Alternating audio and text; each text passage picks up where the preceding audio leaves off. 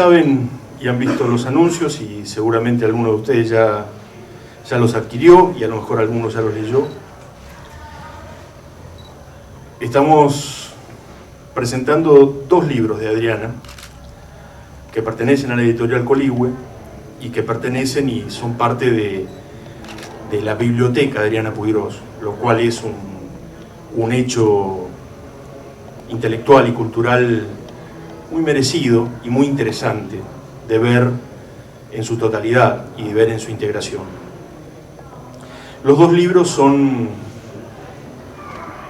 2 libros soportados por géneros diferentes. Rosarito, un policial pedagógico que se presenta a sí mismo y como una novela, y la edición corregida y ampliada de Imperialismo y Educación en América Latina, que muchos de ustedes seguramente lo han leído, se han formado,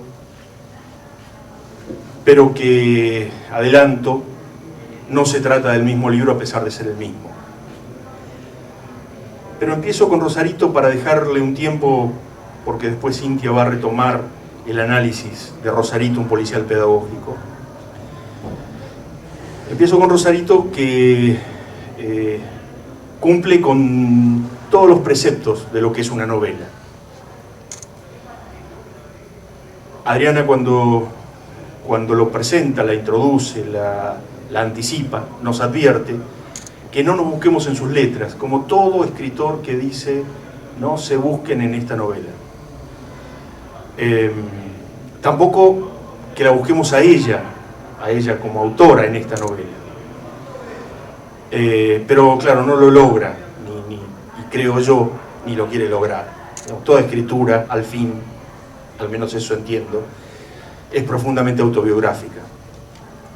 Aún las más difíciles y esquivas, aún las que hablan de fantasmas y monstruos, aún esas, creo yo, son autobiográficas.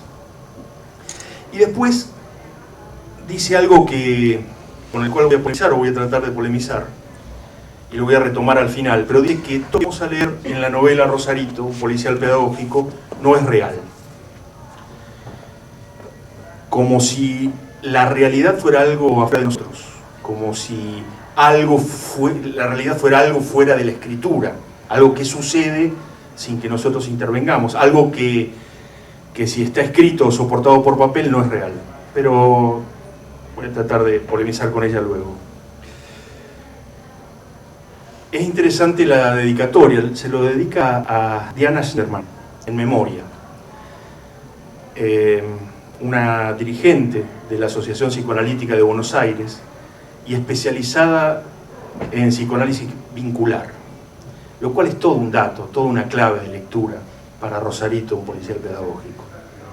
Esto del psicoanálisis vincular. Dice Adriana en unos pequeños párrafos: recibí la inevitable visita de los sujetos con los cuales uno dialoga toda la vida. Uno podría decir los personajes de la acción, pero sin lugar a dudas, y no voy a adelantar ninguna literalidad de lo que dice la novela, sin lugar a dudas también los personajes de la política, también los personajes de la historia aparecen en esta novela, que para mí felizmente no es solo una novela.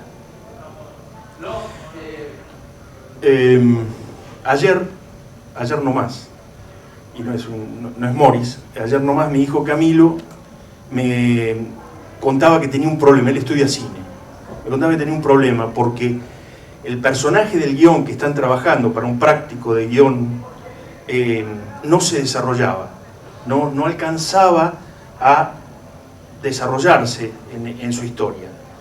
Y yo, que soy medio cuadradote, gordo pero cuadradote, le decía: ¿cómo el personaje no se desarrolla?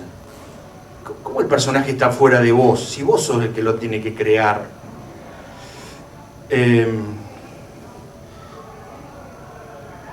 Y traté de convencerlo que no hay magia o extraterrenalidad, porque nosotros somos los autores. Sin embargo, leyendo Rosarito, como diría Galileo, è pur si muove.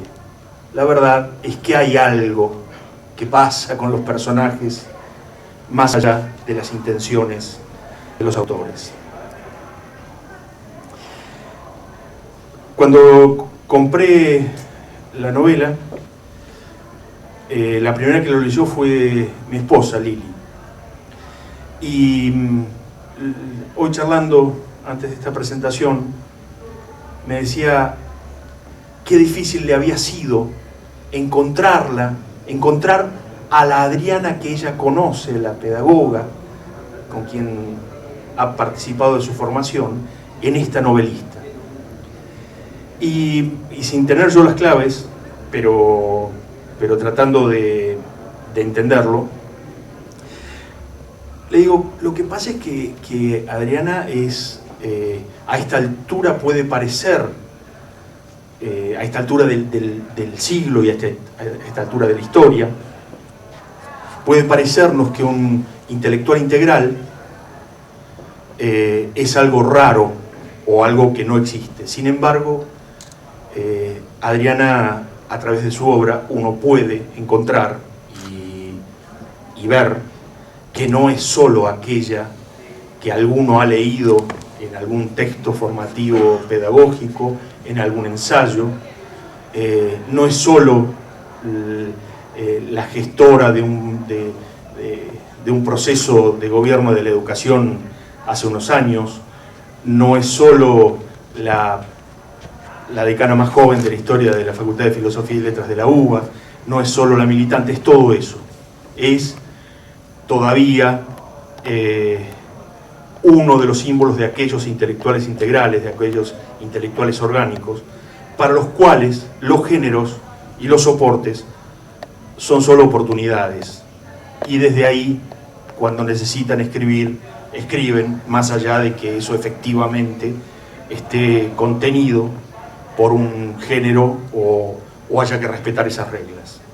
Y Rosarito, un policial pedagógico, es esto. Entonces, esta autora, Adriana Puigros, en esta novela, sigue siendo ella misma. Pero no es solo una novela, en Rosarito también se mata, también hay asesinatos. Y vamos a ver, vinculándolo con imperialismo, que así se mata en Rosarito como se mata en Ayotzinapa, y es algo que esa parte de la patria que Adriana también es, también, y lo vamos a retomar, a los 43 estudiantes muertos de Ayotzinapa. Voy a decir solamente una cuestión referido al contenido de Rosarito, y es que es un viaje de ida y de vuelta a lo largo de la historia, donde el crimen mayor no es, en mi opinión, el asesinato o los asesinatos, sino es la posibilidad de asesinar o criminalizar a la educación a través de la metáfora de las escuelas shopping. Por lo tanto, Rosarito no es una novela sobre la historia ni sobre el devenir histórico, sino es una novela absolutamente presente y una novela de reflexión sobre el presente. Y cuando digo el presente más inmediato, el presente más acontecimental. Es una novela que puede ser leída con mucha profundidad sobre el propio proceso electoral que estamos viviendo. Y toma partido, por supuesto, no podría ser de otra manera, porque Adriana no deja de siempre tomar partido. Complemento la lectura de Rosarito con Imperialismo y Educación en América Latina, esta edición corregida y ampliada. Primero, esta es una edición corregida y ampliada que fue publicada hace 36 años y 4 meses. Que por lo tanto es un libro que uno podría reconocer en aquella letra y en aquella lectura. De hecho, Adriana lo trae mucho de aquella escritura a esta nueva versión. Pero sin embargo, también es una extraordinaria reflexión, al menos para mí me permite reflexionar leyéndola, sobre el presente más inmediato y las tareas más densas de quienes hoy intentamos pensar si la educación es un fin en sí mismo o si la educación es la posibilidad de agrandar algunas grietas en un sistema que bien está mencionado, y me parece un hallazgo no haber perdido la palabra imperialismo en este libro. Como ustedes saben, aquellos que lo leyeron, y si no los invito, Imperialismo de Educación es un extraordinario mapa sobre América Latina, pero también sobre los autores que han reflexionado sobre el imperialismo en la educación. No solamente los latinos de América o los americalatinos, sino de la totalidad de lo que se pone en juego cuando uno piensa en imperialismo, sea cual sea la latitud. Tiene 195 libros en la bibliografía, y hay otros 60 que no están en la bibliografía, pero que están citados. Y el libro no es largo, el libro tiene una síntesis apretada, lo cual nos habla de una densidad, de un apriete, metido todo en un texto que sin duda hace 36 años y 4 meses era urgente, y que aún hoy conserva esa urgencia con un agregado. Me parece que aquel libro no tenía una guía para la acción, sino tenía un potente diagnóstico. En este hay una guía para la acción, y me parece que lo que me dio es entiendo yo, una madurez reflexiva, producto de esta investigadora acción que Adriana siempre ha sido, más allá de los títulos que le hayamos colgado. Termino con esto.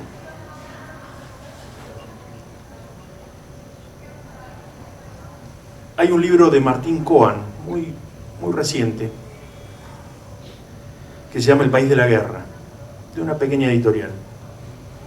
Martín Cohen, que es un profesor de literatura de la UBA, dice que la élite letrada del siglo XIX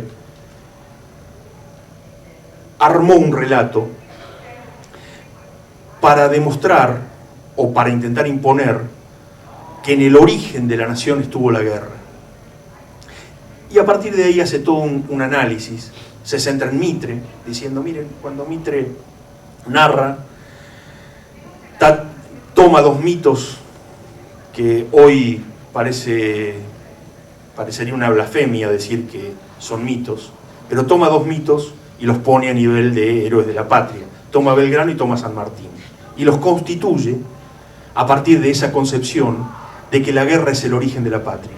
Claro, ese Mitre era el que estaba en campaña para ser presidente y venía de una guerra. Por lo tanto, ahí había una intencionalidad, una voluntad manifiesta de escribir la historia y construir la historia, definiendo un origen más allá de que, estoy seguro que esto lo compartimos, no coincidimos que la nación argentina se haya originado en las guerras, sino todos nosotros, estoy seguro, mirando a muchos conocidos, pensamos que la nación argentina tiene, entre otras cosas, una inmensa batalla con aquellos que piensan que la guerra es el origen de esta nación. En ese sentido, quiero rescatar tanto Imperialismo y Educación en América Latina como Rosarito, un policial pedagógico, como una forma de pensar la nación, el origen de la nación desde otro lugar, desde los procesos de experimentación pedagógica, desde los procesos de incorporación de múltiples miradas, desde los orígenes de la multi e interculturalidad, y también desde los procesos de lucha frente a las imposiciones, frente a los imperialismos, frente a las colonizaciones, frente a la potencia de la violencia con el cual nos han querido, no solamente desde afuera, sino también desde adentro, imponer que el origen debe ser la disputa en una guerra y no la posibilidad de una disputa por el sentido de lo democrático, por el sentido de la representación, por el sentido del valor simbólico que la educación, en este caso, puede aportarnos. Y termino con esto. Yo le sigo diciendo gracias a la compañera Vieta, digamos. Y lo aclaro, digamos. Dicen que hay una máquina que decía un paso atrás, 2 adelante. Y hay algunos que lo han ayornado y dice: doy un paso atrás solo para tomar impulso. Adriana es una compañera vietnamita, porque solo da un paso atrás, a veces, no me acuerdo cuándo, ya a esta altura, para tomar impulso y avanzar de a 2. De a 2 pasos, pero siempre de a 2, en procesos colectivos, al menos de a 2. Y en este sentido, gracias Adriana por estos 2 libros, y termino con esto, no es verdad que uno sea una novela y otro es un ensayo. Yo los invito a leerlos en claves cruzadas, a la novela como un ensayo y al ensayo como una novela, porque me parece que es la única forma de soportarlos en la potencia de la violencia que revela y la certeza del plan de acción que postula. Muchas gracias.